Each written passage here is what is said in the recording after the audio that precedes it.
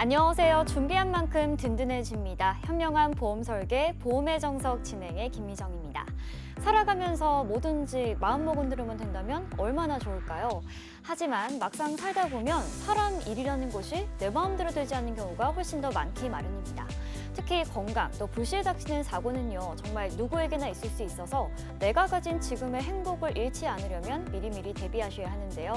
오늘 보험의 정석과 함께 하시면서 든든한 미래를 보장하는 방법에 대해서 알아가 보시면 좋을 것 같습니다. 아울러 본방송에서 제공하는 정보는 투자 판단에 대한 조언일 뿐 해당 상품의 가치와 수익률을 보장하지 않습니다. 자, 그럼 오늘 여러분들의 미래 설계를 도와드릴 전문가분들과 함께 보험의 정석 힘차게 시작합니다.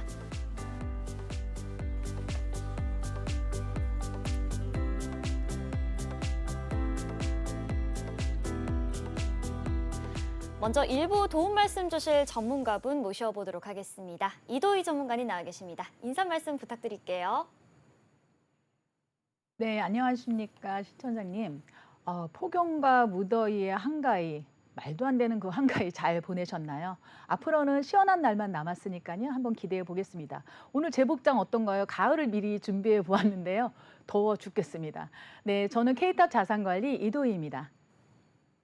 자, 날씨가 정말 가을이 언제 오나 지금 다들 좀 미리 기다리고 있는 분들 상당히 많으실 것 같은데요. 자, 그런데 또 환절기가 다가오면 건강관리에도 유의를 해야겠죠. 이 통계 자료에 따르면요, 암 다음으로 사망률이 높은 질병이 바로 심장과 뇌혈관, 즉 2대 질병이라고 합니다. 특히 뭐 심장마비 같은 질병은요, 뭐 과거에는 흔히 60세 이상의 노년층에서 주로 발생하는 질환이다라고 많이 알려져 있는데 최근에는 젊은 세대에서도 이 질병의 발병률이 점점 증가하고 있어서 주의가 필요할 것 같은데요. 그리고 이런 혈관 질환이 발생하게 되면 우리가 또 치료비와 수술비에 대한 걱정이 굉장히 많이 드실 것 같은데, 자, 그래서 준비했습니다. 오늘 1부에서 준비해 주신 강의 주제, 가성비 값, 2대 진단금과 수술비에 대한 자세한 내용 들어보도록 하겠습니다. 네, 시청자님들 2대 질환과 수술비에 관련된 내용을 저와 함께 살펴볼 텐데요. 우리 시청자님 저희 방송을 시청하신 분들이라면 2대 진단금 어떤 건지 알고 계시죠? 한번 살펴보겠습니다.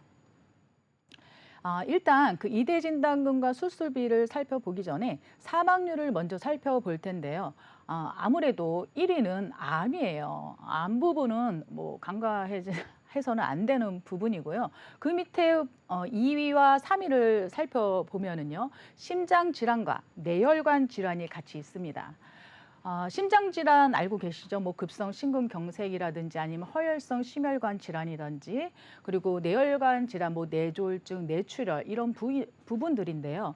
암 심장 사망률이 여기 돌표를 보시면은 암 같은 경우에는 뭐 말씀 안 드려도 알다시피 굉장히 사망률 같은 경우에는 제1위를 차지하고 있어요. 그런데 뇌혈관 사망률은요, 지금 점차적으로 감소를 하고 있다라고 합니다. 근데 급성 심근경색은요, 지금 추이를 보면은 점점 늘고 있습니다.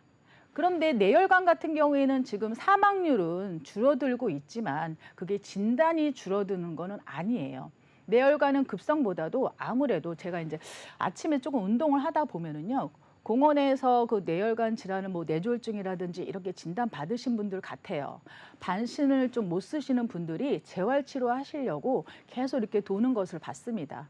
아무래도 병으로 계속 가지 않을까 이런 생각을 하는데요. 급성보다는 아무래도 그 뇌혈관 쪽이나 뇌졸중, 뇌출혈이 조금 더 무서운 질병이 아닌가라는 생각을 해봅니다. 제가 그 우울증과 그 2대 질환의 연관성을 좀 발치를 해 보았습니다. 신문에 발치를 해 보았는데요. 우울증이 심뇌혈관 질환에서 미치는 영향이 여성이 조금 더 크다라고 합니다. 제가 이번에 찾아보면서 처음 안 내용인데요. 뭐 급성 심근경색이나 이런 부분들은 저는 남자가 더 많이 진단을 받는 건 줄 알고 있었어요. 방금 전에 보시면은 저희가 그 사망률을 제가 잠시 보았잖아요. 거기에서 5위가 그러니까 질병 사망, 그리고 자살 이런 부분이에요. 그 자살에는 우울증과도 굉장히 큰 연관이 있다라는 거죠. 근데 그 우울증이 여성이 조금 더 빈도가 높은데 심혈관과 뇌혈관 쪽으로 연관이 있다라고 보시면 돼요. 여기서 보시면은 우울증은 남성 심뇌혈관 질환 발생률이 우울증이 없는 사람보다 39%가 많지만 여자 같은 경우에는 64%가 더 많다라고 합니다. 이 표를 잠시 볼게요. 여기는 회색은 남자이고요. 빨간색은 여자인데요. 협심증 역시도 남성보다는 여성이 조금 걸릴 확률이 높고요. 심근경색 역시도 69%로 여자가 더 높습니다. 신부전도 여자가 월등히 2배 정도 더 높고요. 뇌졸중도 60, 그리고 심방세동도 57만으로 여성이 남성보다 확률이 더 높다라고 생각을 하시면 될 것 같습니다. 그러면 저희는 2대 진단금을 준비를 해야 되는데 그 범위에 대해서 일단 살펴보자고요. 뇌혈관 질환 많이들 들어보셨을 거예요. 제일 처음에는요, 뇌출혈 진단금을 가지고 계신 분들이 굉장히 많으세요. 근데 뇌출혈 하면은 뇌혈관에 포함이 되는 게 아니라는 거 알고 계시잖아요. I60 코드에서 I62 코드까지가 해당되는 게 뇌출혈이고요. 그 다음에 뇌졸중 진단은 뇌경색과 막힘 그리고 뇌출혈을 포함하고 있는 게 뇌졸중 진단금이에요.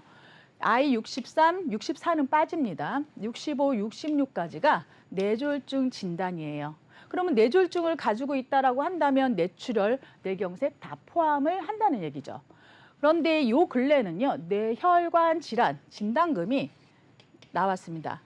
I64, 67, 68, 69 코드까지 그 범위가 더 폭넓어졌다는 거예요. 근데 이 역시도 그 보험사마다 약관마다 조금 상이하니까요. 더 정확하게는 약관을 보고 판단하시는 게 나은데 대체적으로 이런 구조로 되어 있다라고 생각을 하시면 될 것 같습니다. 심혈관 쪽으로 한번 가볼게요. 심혈관 급성 심근경색 많이들 알고 계실 거예요.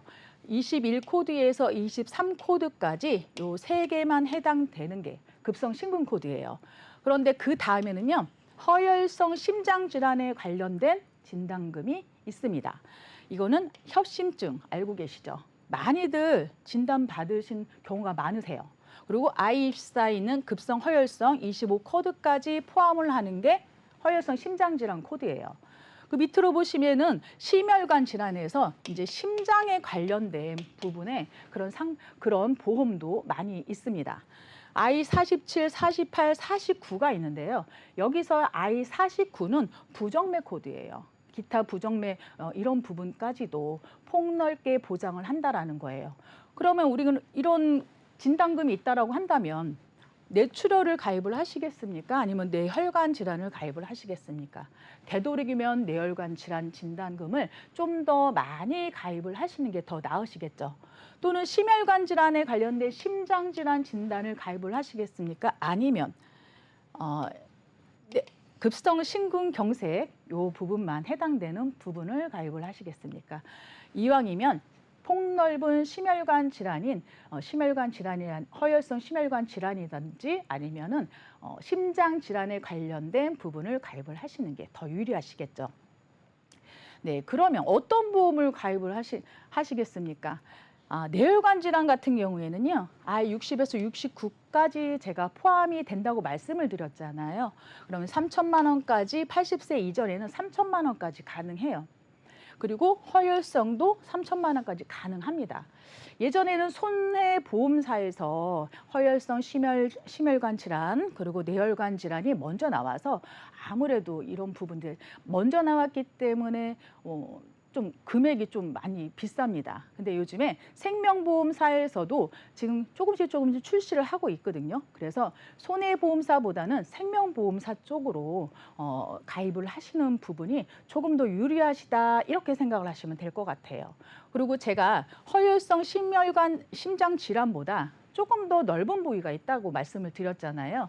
이 부분이 부정맥과 기타 부정맥 포함할 수 있는 이런 심장질환에 관련된 부분의 진단금도 있다라고 생각하시면 될 것 같아요. 그러면 이 뇌혈관 허혈성 이거 다 가입하고 싶어.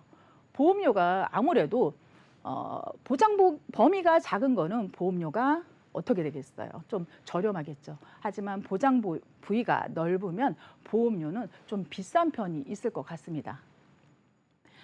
그러면 보험료는 대체 얼마 정도 할까? 제가 지금 추천하는 부분은 생명보험사의 보험료예요. 손해보험사는 조금 더 금액이 높기 때문에 저는 추천을 생명 쪽으로 좀 추천을 드려봅니다.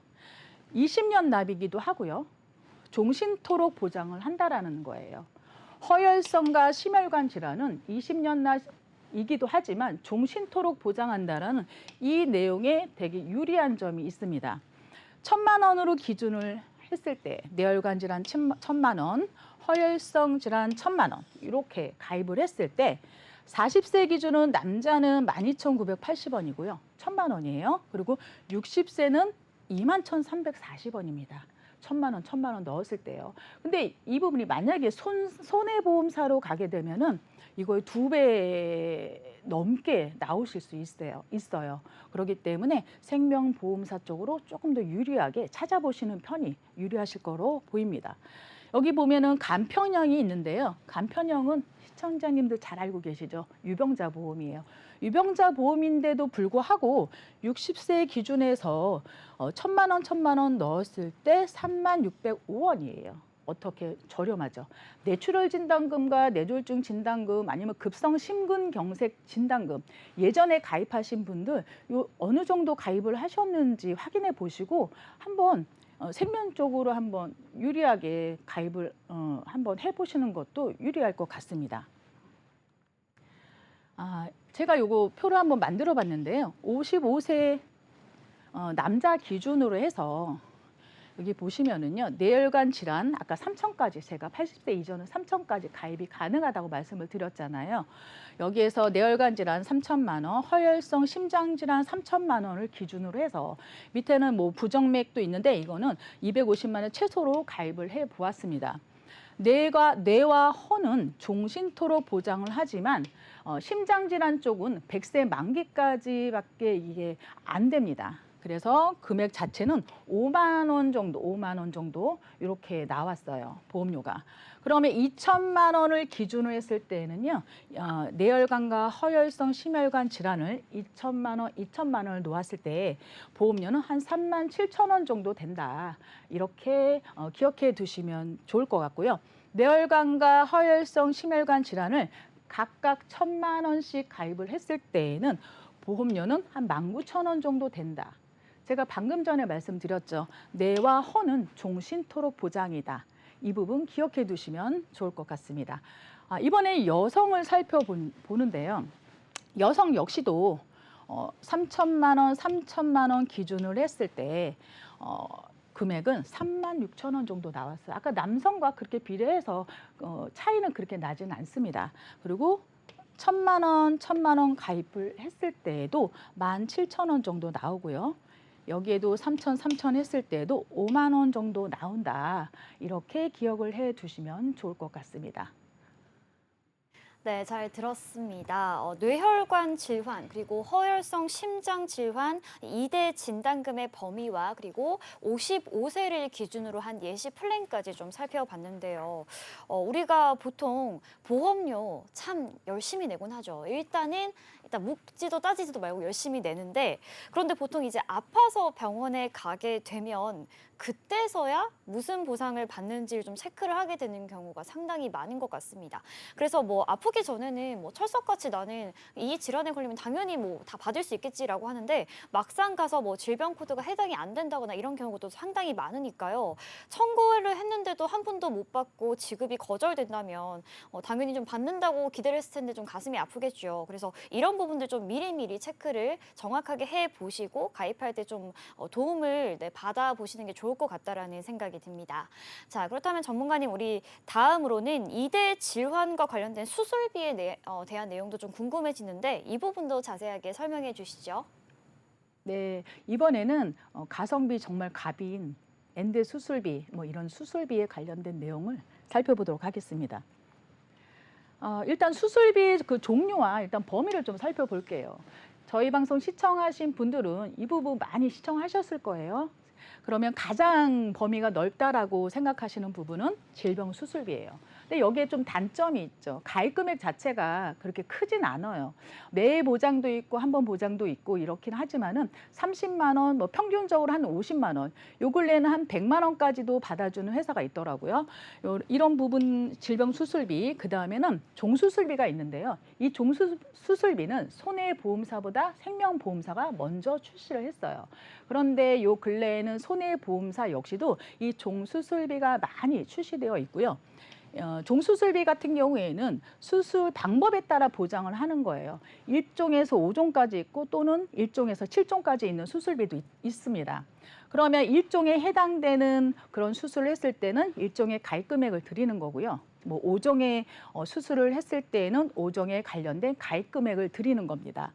제가 추천하는 거는 엔대 수술비인데요. 아무래도 지금 2대 진단금에 대해서 말씀을 드렸잖아요. 엔대 수술비 같은 경우는 뭐 119대 또는 112대, 뭐 이렇게 110대 회사마다 상이합니다. 그러니까 그 안에 있는 그 엔대 수술비를 가입하시는 부분을 제가 추천을 드리는 거고요. 질병 수술비의 이 종류를 살펴보았는데요. 아무래도 일반 이 질병 수술비가 포함하는 범위가 조금 더 높다. 그 다음에는 종수술비다. 그 안에 엔대 수술비가 있다. 하지만 오늘 2대 진단금과 관련된 가성비 갑인 엔대 수술비를 추천을 한다라고 기억을 해 두시면 될 것 같습니다. 엔대 수술비는요, 일단은 생명보험사 측에서는 아직까지는 없습니다. 그래서 아까 전에 말씀드린 진단금은요, 2대 진단금은 생명 쪽으로 가입을 하시고, 그리고 수술비는 저는 손해보험사 쪽으로 추천을 드리는 편입니다. 그러면 수술이 있는데 왜 자꾸 엔대 수술비를 지금 추천을 하느냐, 여기에 대해서 제가 살펴보도록 하겠습니다. 일단 수술에는요, 관열 수술과 비관열 수술이 있어요. 그런데 엔대 수술비는 관열과 비관열 상관없이 다 지급을 한다라는 겁니다. 그냥 한마디로 말씀드리면 관열 수술에 대해서 클립 결찰술을 한번 예를 들어 볼게요. 이게 파괴된 동맥류입니다. 그러면은 머리뼈 일부를 열었어요. 그럼 피가 보이겠죠. 그러면 간단하게 기억하는 건 관열은 그냥 피를 많이 본다. 이렇게 생각을 하시면 될 것 같아요. 여기서 이제 혈관에 직접 접근해서 뇌동맥 안으로 더 이상 이 혈액이 들어가지 않도록 그 부품 부위를 클립으로 이렇게 묶는 수술을 클립 결찰술이라고 합니다. 이게 어떤 수술이라고 했어요? 네, 관열 수술이에요. 피를 많이 본다. 이렇게 기억하세요. 그리고 다음 거를 보시면은요, 비관열 수술이 있습니다. 비관열은 피를 그냥 조금 본다. 이렇게 생각을 하세요. 예를 들어서 코인 색전술이 있는데요. 혈관에 조영제를 이렇게 주입을 한다라고 합니다. 이건 바로 여는 게 아니라요. 대퇴동맥을 찾아서요. 허벅지 안쪽, 피부 쪽을 안쪽을 절개를 약간 해서 안쪽으로 들어가는 거예요. 뇌혈관까지 안전하게 접근을 한 다음에요. 이 부푼 이 부위를 이 안쪽으로 백금 코일을 채워 넣습니다. 그래서 혈류가 이렇게 잘 흐르도록 만들어주는 거예요. 이 부분이 코인 색전술인데 비관열 수술에 해당이 된다라는 겁니다. 네, 그러면 관열, 비관열 다 좋습니다. 보험료는 얼마나 들까요? 보험료가 아니라 병원비는 얼마나 들까요? 1위는 심장 수술에 관상동맥 우회수를 제외해서 2,500만 원. 그 다음에 우회수는 2,500만 원, 내기저부 수술은 1,400. 이렇게 쫙 있는데 거의 1,000만 원 이상 되는 돈이 든다라는 거예요. 제가 말씀드린 그 엔대 수술비는요, 매회 보장이라는 거예요. 매회 보장은 1년에 한 번이 아니라 3번을 해도 3번 보장, 4번을 해도 4번 보장이라는 거죠. 네, 이대질환 관련된 그 수술비는 어떤 것이 유리할까? 제가 방금 전에 말씀드렸죠. 이 부분이 엔대 수술비인데요. 얘네는 세트예요. 요것만 가입할 수 없어요. 그래서 이 부분은 1천만 원도 가입이 가능하고요. 2천만 원까지도 가입이 가능합니다.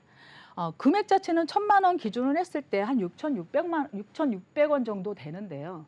이것만 가입할 수는 없으세요. 보험이라는 자체가 연계 조건이 있어요. 제가 발췌한 부분은 뭐 암 진단과 연계해서 좀 보험료가 조금 비싸긴 한데 여러 군데로 이제 찾아보시면은 요 연계 조건이 조금 낮은 데로 찾아보셔서 요 엔대 수술비를 이렇게 가입을 하시는 것을 추천을 드립니다. 여기 보시면 엔대 수술비 조금 더 깊게 한번 들어가 볼까요? 여기 보시면은요, 112대 질병 수술비에서 원에서 보세요. 심장 질환, 뇌혈관 질환이 있죠. 이 부분 때문에 엔대 수술비의 2대 진단금 수술비를 추천하는 거예요. 뇌혈관 수술비도 있고 심혈관 수술비 이런 것도 있어라고 하시는 분도 계시는데요. 그러니까 심혈관은요. 심장 질환보다 조금 더 낮은 부분입니다. 그래서 엔대 수술비는 심혈관이 아니라 심장 질환이 들어가 있어요. 그렇기 때문에 엔대 수술비에 이 부분 추천을 드리고요. 그 외에도 뭐 여러 가지로 뭐 22대 또는 뭐 49대 너무 많아서 하나하나 다 읊기가 조금 힘드네요. 요 갑상선 질환, 뭐 부갑상 질환, 뭐 간암 이런 등등등 해서 뭐 200만 원 나오고 100만 원도 나오고 이런 구조로 되어 있다라고 생각을 하시면 될 것 같습니다. 네. 제가 여태까지 2대 진단금과 그리고 수술비에 대해서 말씀을 드렸는데요. 어떠셨습니까? 한번 정리를 한번 해볼게요. 2대 진단금은 어느 쪽? 네, 생명보험회사. 그리고 수술비는 손해보험회사.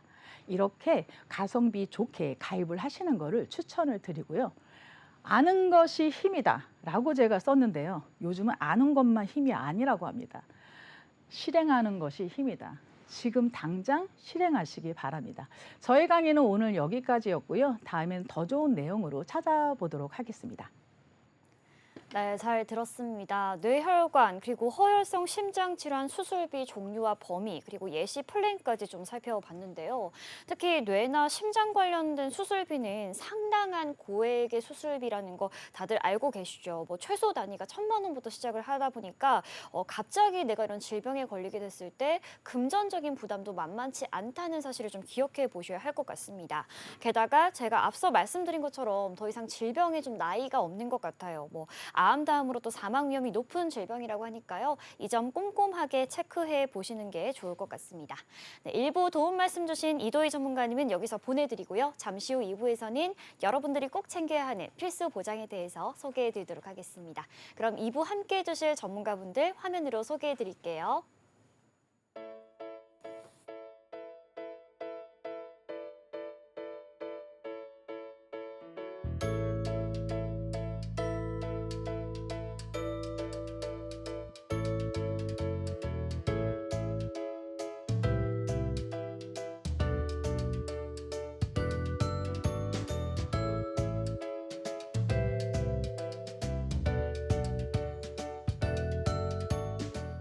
네, 계속해서 2부 함께 해주실 전문가분 소개해드리도록 하겠습니다. 1부 이어서 함께 해주시는 이도희 전문가와 이번에는 김혜정 전문가님 나와 계십니다. 안녕하세요.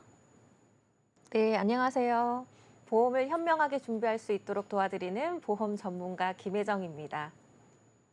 네, 2부에서는 김혜정 전문가와 함께 상해 후유장애에 대해서 알아보고 이 보험은 어떤 특징을 갖고 있는지 살펴보는 시간 준비했습니다. 오늘의 필수 보장 공개해 주시죠.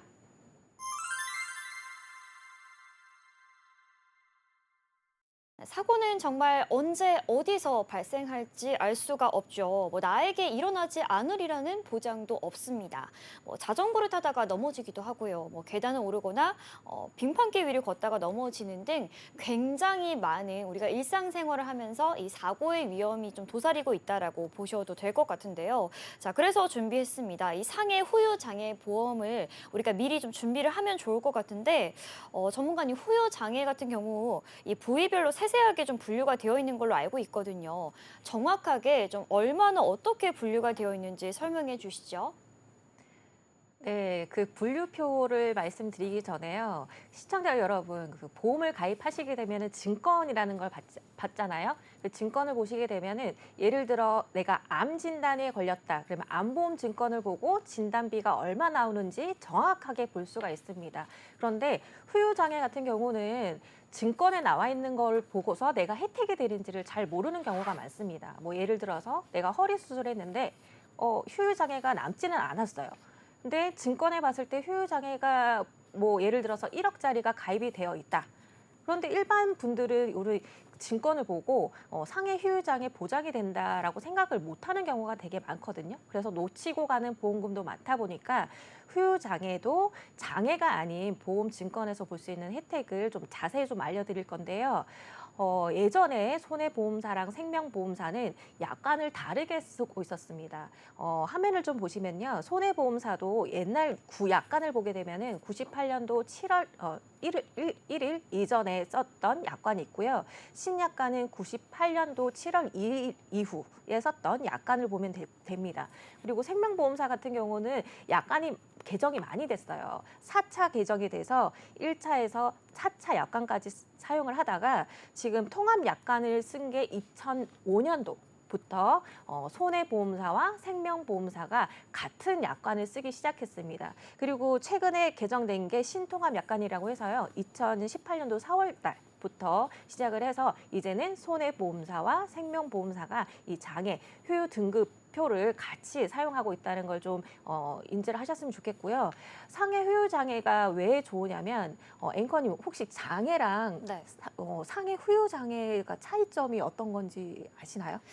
일단 이름만 들어봤을 때는 후유 장애니까 아무래도 후유증이 남아있다. 그러니까 앞으로도 내가 완치가 되지 않고 계속해서 좀 영구적으로 남는다 이런 뜻 아닐까요? 맞습니다. 그리고 뭐 보험사 같은 경우는 이제 장애 같은 경우는 우리 국가에서 국가기관에서 정하는 장애 등급을 쓰지만 보험사의 휴유 장애 같은 경우는 장애 등급을 받지 않더라도 거기에 해당되는 보장을 해주겠는데요. 앵커님이 말씀하셨던 것처럼 뭐 영구적으로 장애를 입는 경우도 있지만 한시적으로 장애를 입은 경우에도 보상이 되기 때문에 사실은 실질적으로 내가 몰랐던 보험금을 찾을 수 있는 기회가 오늘이 아닐까 싶거든요. 그래서 예시표를 한번 봐드릴게요. 상해 후유장애 예시를 보시게 되면은 넓은 부위를 범위를 보장을 해드립니다. 13 신체 부위를 보장을 해주는데 눈, 코, 귀, 입 그리고 척추 관련된 거랑 체간골 그리고 뭐 발, 다리, 손가락 그리고 외모 관련된 것도 후유장애로 보기 때문에 보상이 되는 부분이 있습니다. 그렇고 넓은 범위 에 보장이 되는데 그리고 계속 보장되는 게 키포인트입니다. 예를 들어서 내가 운동 장애가 남아서 장애를 입어서 15%의 보장을 받았는데 3년 뒤에 상태가 더 안 좋아져서 등급을 조금 더 많이 받았다. 그러면 추가적으로 받을 수 있는 그런 담보가 후유장애 담보라 보시면 되고요. 부위별로 보기 때문에 반복적으로 보상을 해준다는 게 포인트인 것 같습니다. 네, 잘 들었습니다. 저도 미처 몰랐는데 오늘 보험의 정석을 통해서 정말 많은 것을 알아가게 되는 것 같은데요. 일단 판매 시기별로 이 후유장애 분류 약관의 변화가 좀 있었던 것 같고요. 뭐 영구적인 장애가 남는 것 이외에도 한시적인 좀 장애가 생기는 것도 이렇게 보장을 받을 수 있다는 점 체크해 보시면 좋을 것 같고요. 무엇보다 가장 큰 장점은 특정 신체 부위만 보장이 되는 것이 아니라 머리부터 정말 발끝까지 신체 부위 전체를 포괄해서 굉장히 다양한 상황에서 발생할 수 있는 모든 장애를 준비할 수 있다는 점이 가장 큰 장점이 아닐까라는 생각이 듭니다. 자, 그렇다면 전문가님, 우리 보장되는 부위가 무려 이제 13개의 부위로 나뉘잖아요. 그렇다면 세세하게 좀 들어가서 가장 먼저 다리와 팔의 후유 장애부터 상세하게 설명해 주시죠. 네, 그 표를 보면은 조금 끔찍한 내용이긴 한데요.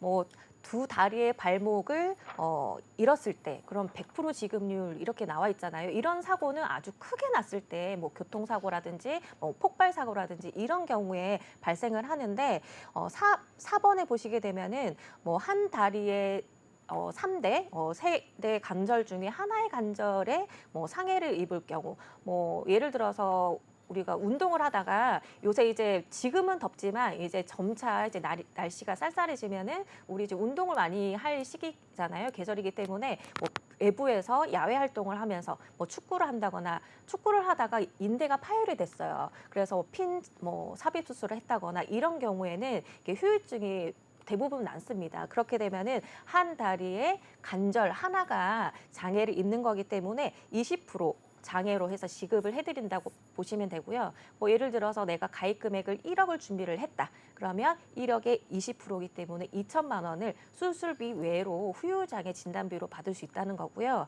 그리고 팔의 장애를 같이 또 보겠습니다. 팔의 장애도 손목이 보통 우리가 넘어져서 손목 골절이 일어나거나 해서 여기 핀 삽입 수술을 하거나 이런 경우는 비일비재하게 일어나는 경우거든요. 그럴 경우에 똑같이 팔의 관절 중에 하나가 장애를 입었기 때문에 아까 앞서 얘기했던 다리처럼 20% 장애로 해서 지급을 해드리는 거를 볼 수가 있습니다. 양팔을 다 손목 이상 잃게 되면은 100% 지급이 되는데요. 한 팔에 손목 이상 잃었을 때는 앞서 보였던 화면처럼 60% 장애를 입습니다. 방금 얘기했던 그 팔의 장애도 혹시라도 그런 장애가 있다고 하면은 20% 장애로 보시면 되고요. 이런 경우도 있어요. 손가락 같은 경우도 제가 팔 말고 지금 화면에는 없긴 한데요. 손가락 골절이 일어났는데 이 골절이라는 게 뼈가 부러지는 거잖아요. 그런데 이 뼈 조각이 조금 떨어져 나갔어요. 근데 수술을 하지 않고 이 뼈 조각이 그냥 분리돼서 있다. 이런 경우에도 장애로 보는 경우가 있습니다. 그래서 그런 부분도 세세하게 좀 챙겨봤으면 좋겠네요. 네, 설명을 굉장히 잘 해주셨습니다. 좌우 각각 별도의 신체 부위로 간주를 해서 이 모든 부위에 대해서 세심하게 대비가 가능하니까요. 이 점 참고해 보시면 좋을 것 같습니다. 자, 그럼 다음으로는 또 살아가면서 가장 중요한 감각 중에 하나죠. 시각이나 청각, 이 후각의 장애가 또 남는 경우가 있을 것 같은데 이 부분도 설명해 주시죠. 네, 사고로 시각이나 청각, 후각 장애를 입는다. 되게 큰 사고가 아니면 일어나지 않을 것 같다는 생각이 드는데요. 하지만 또 사고라는 게 우리가 예측을 할 수 없는 거기 때문에 대비를 또 해야겠죠. 장애 분류표를 보게 되면요. 두 눈이 사고로 인해서 멀었다. 라고 하면은 100% 지급이 되고 청각인 경우에는 두 개의 청력을 잃었을 때 80% 지급률을 보장을 받을 수가 있습니다.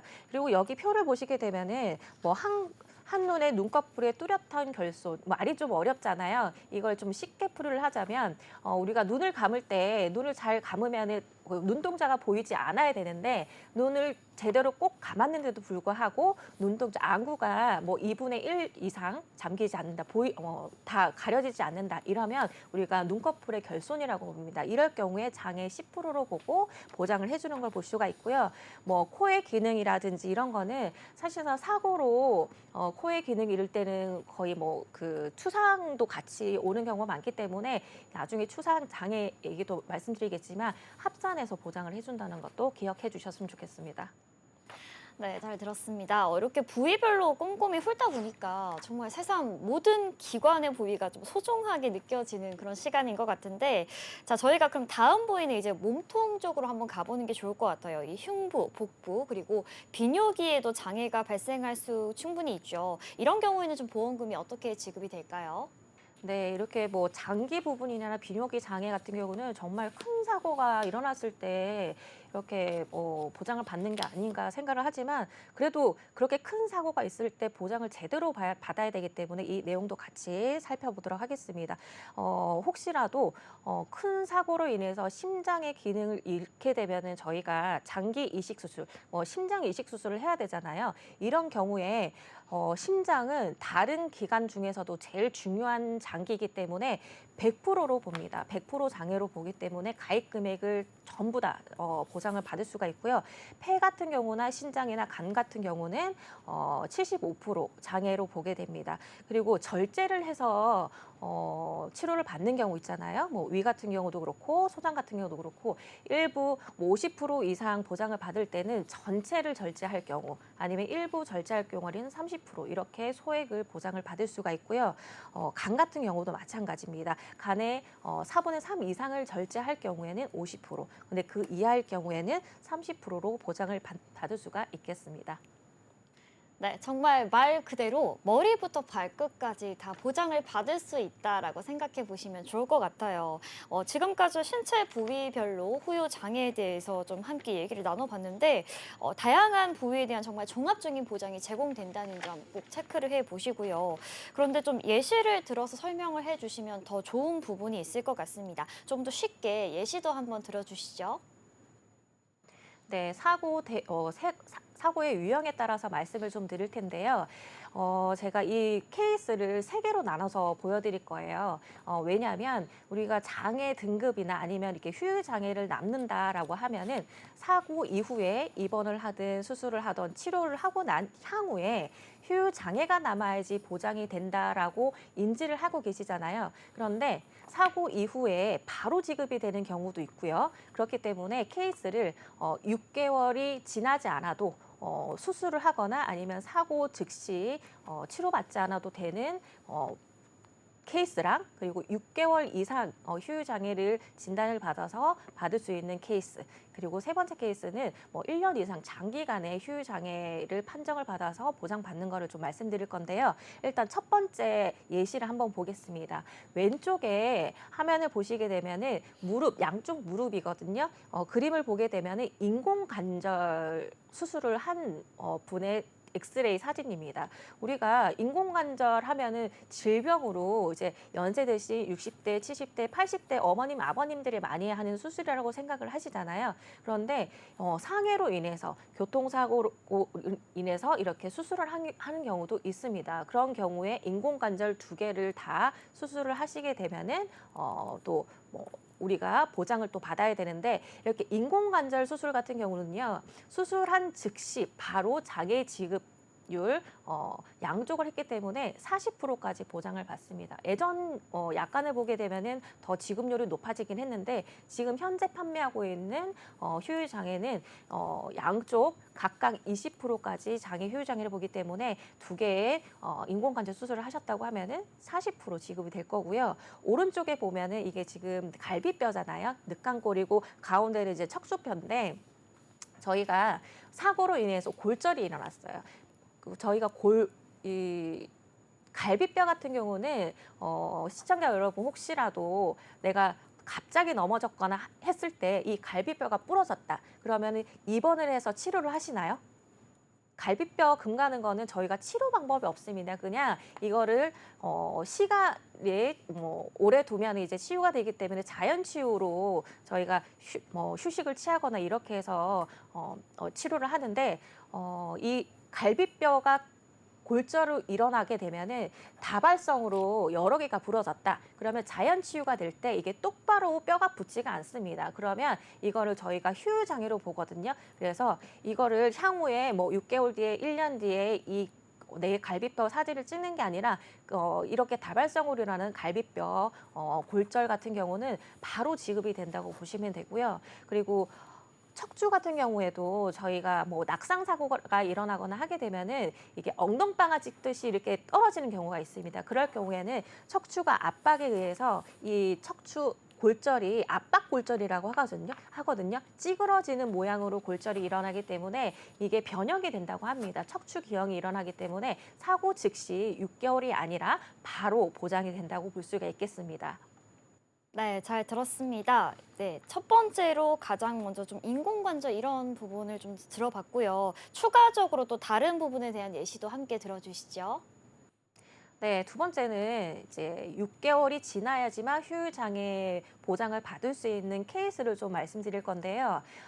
운동 장애, 왼쪽에 보시게 되면은 이게 지금 어깨뼈에 핀을 박은 삽입을 한 경우인데, 이분 같은 경우는 운동을 하다가 야구를 하다가 팔 여기 관절 뼈랑 이 골절이 다 좀 여러 군데 골절이 일어난 경우인데요. 이럴 경우에 핀 삽입을 하고 이제 운동 제한의 조건에 맞다고 하면은 6개월 뒤에 우리가 청구를 할 수가 있다고 볼 수가 있고요. 오른쪽은 저기 흔하게 우리가 추간판 탈출증이라고 해서 우리가 흔하게 얘기하면 디스크 말씀 많이 드리잖아요.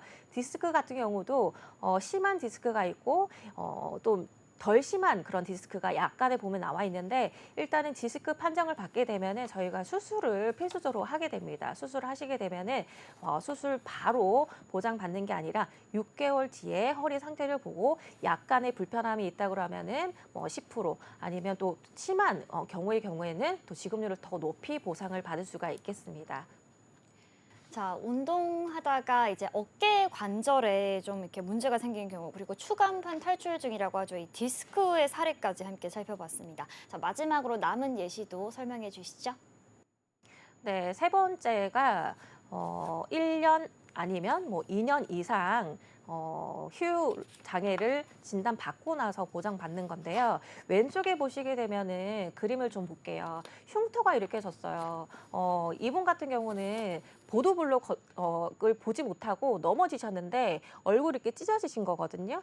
예, 사고로 인해서 얼굴이 이게 찢어져서 이걸 꼬매고 흉터를 또 뭐 보건 수술을 하고 계속 치료를 했는데도 불구하고 이렇게 흉터가 남았어요. 그럴 경우에는 저희가 뭐 흉터가 남은 걸 무슨 장애냐 하겠지만 보험회사에서는 추상이라고 해서 이 외모에 관련된 이렇게 흔적이 남았을 경우에도 저희가 보상을 해드리거든요. 뭐 얼굴뿐만 아니라요. 머리도 보장이 되고요. 목도 보장이 됩니다. 뭐 예를 들어서 머리가 찢어졌는데 뭐 손바닥 크기만큼의 흉터가 지거나 아니면 모발에 결손이 있다 이러면은 또 지급을 해주는 것도 있기 때문에 안 그래도 다쳐서 외모에 대한 이런 컴플렉스가 생기는 것도 너무 억울한데 그래도 이렇게 보상이라도 된다고 하니 이 점 좀 주의를 하시면 좋겠고요. 그리고 오른쪽에 보시면 신경계 장애입니다. 뭐 예를 들어서 사고로 인해서 척추에 신경을 건드려서 잘못 된 경우 있잖아요. 이럴 경우에는 뭐 3개월이고 6개월이고 보는 게 아니라요. 1년 이상을 봐야 됩니다. 그렇게 해서 신경이 돌아오는지 안 돌아오는지를 잘 보고 판단을 해야 되기 때문에 1년 이상의 휴유 장애를 보고 판단해서 보장을 해드린다고 볼 수가 있겠습니다. 자, 뭐 사진들을 함께 보면서 설명해 주시니까 보다 명확하게 좀 이해가 되는 것 같습니다. 뭐 갑작스런 이 사고를 당해서 특히 뭐 신체 이런 뭐 영구적인 일시적인 장애가 남게 되면 정말 마음도 속상하고요. 또 재정적인 부담도 상당히 클 것 같아요. 그래서 우리가 이렇게 미리미리 준비를 해야겠죠. 보험료가 얼마나 나오는지도 궁금한데 이 부분도 설명해 주시죠. 네, 보험료는 나이에 따라 많은 변동은 없습니다. 왜냐하면 이제 상해 급수에 따라서 이 보험료를 측정을 하기 때문에 예를 들어서 뭐 사무직에 일하시는 분들은 보험료가 조금 저렴할 거고요. 상해 급수가 좀 높은 분, 현장에서 일을 하시는 분들은 보험료가 많이 차이가 날 겁니다. 보험료 예시를 해드리는 거는 지금 상해 사망 1억, 그리고 상해 후유장애 3% 이상의 1억, 그리고 상해 후유장애 20% 이상의 1억까지 해서 3종 세트로 설계한 보험료를 제가 예시를 드린 거거든요. 30세 기준 남자를 보게 되면 13,000원밖에 안 되고요. 그리고 60세도 3억 플랜을 했는데도 17,000원의 보험료로 보장을 받을 수가 있습니다. 여성 같은 경우는 남성들보다는 활동량이 좀 줄어서 그런가요? 아니면 위험률이 좀 떨어져서 그런지 보험료가 훨씬 저렴한데요.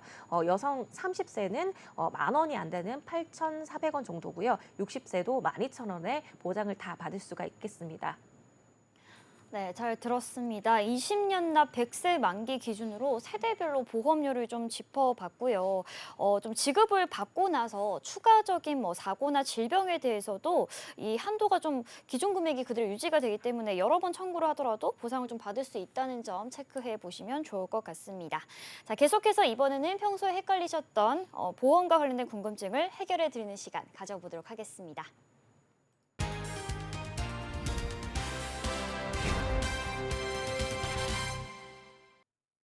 알쏭달쏭 보험 Q&A, 평소 여러분들이 헷갈리셨던 부분을 전문가님과 함께 짚어보는 시간입니다. 첫 번째로 들어온 질문 화면으로 확인해 보시죠. 네, 진단금에 대한 보험은 가입이 되어 있는데 수술비에 대한 보험만 가입이 가능할까요? 네, 지금 질문자님께서 진단금 보험은 이미 준비를 하고 계신데요. 여기에다가 수술비에 대한 보험을 추가로 좀 가입을 하고 싶으신 것 같습니다. 이 부분은 이도희 전문가님께서 답변해 주시겠습니다. 네, 시청자님 진단금을 알차게 준비하셔서 정말 다행이시고요. 한 증권의 추가 가입은 조금 어렵습니다. 새로운 보험을 가입을 다시 하셔야 되는 부분인데요. 수술비 제가 방금 전에도 말씀을 드렸지만은 질병 수술비 그리고 뭐 종수술비 그리고 엔대 수술비 세 가지가 있다고 말씀을 드렸잖아요. 그 부분을 잘 활용하셔서 연계 조건이 조금 이제 덜한 걸로 해서 보험료를 조금 저렴하게 수술비만 가입 가능하시니까 이 부분 기억하셔서 잘 가입하셨으면 좋겠습니다. 네, 추가적으로 가입은 좀 어렵고요. 새로 가입을 하셔야 되는데 오늘 또 소개해드린 또 그리고 심장 질환과 관련된 이 2대 질환 수술비 꼼꼼하게 체크해 보시는 게 좋을 것 같습니다. 그럼 다음으로 들어온 질문 화면으로 확인해 볼게요. 네, 20대 여성입니다. 치아보험 가입 후 유지 중인데 갱신 시기가 다가오고 있습니다. 해지를 해야 할지 유지를 해야 할지 고민입니다. 네, 치아보험을 갖고 계신 시청자님께서 질문을 해주셨는데요.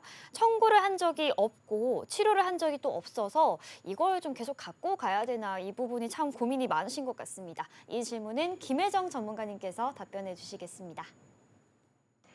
네, 치아보험 저는 개인적인 생각인데요. 치아보험은 가족력이 있으신 분들은 제가 필히 준비를 하시라고 말씀을 드리는데 20대 여성분이시고 치아보험을 가입을 했는데 한 번도 보장받은 적이 없다. 그리고 혹시라도 주기적으로 내가 스케일링을 하거나 이런 치아 관리를 잘 하시는 분이라고 하면은 20대에는 사실상 그렇게 뭐 임플란트를 뭐 한다거나 이런 크게 치료 비용이 드는 시기는 아닐 것 같거든요.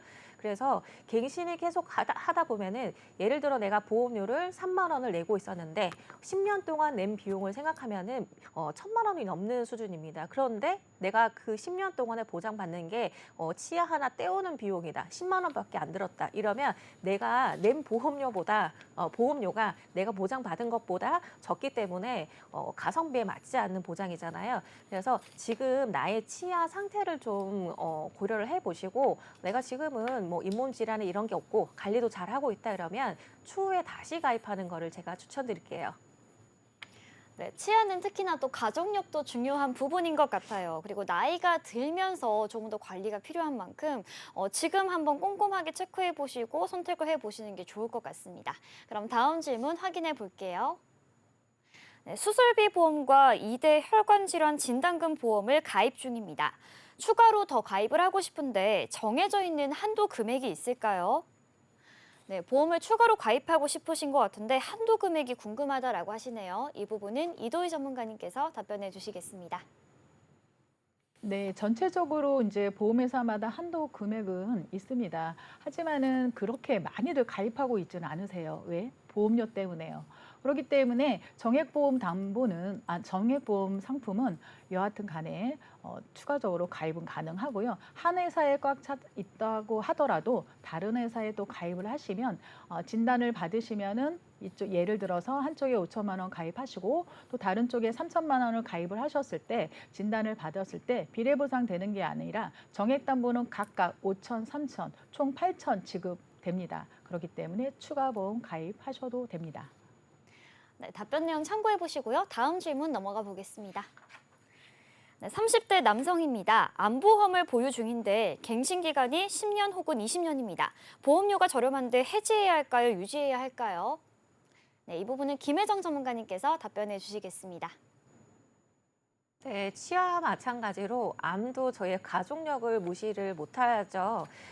이 30대 남성분, 암이 내가 걸릴까요? 안 걸릴까요? 이거는 확률적으로 가족력이 있으신 분들은 좀 높을 수도 있고요. 그리고 요즘은 30대 남성분들도 암 진단 받는 경우가 너무 많아졌기 때문에 이거를 깨고 말고가 아니라 지금 10년이랑 20년 갱신이 있다고 하면은 보험료를 보시고 내가 낼 수 있는 보험료가 적정선이 이 정도다고 하면은 추가로 정액 보험료 오르지 않는 갱신이 안 되는 보험을 추가로 좀 가입을 하시고 10년 갱신을 뭐 정리를 한다든지 이렇게 절충을 하시면 좋을 것 같습니다.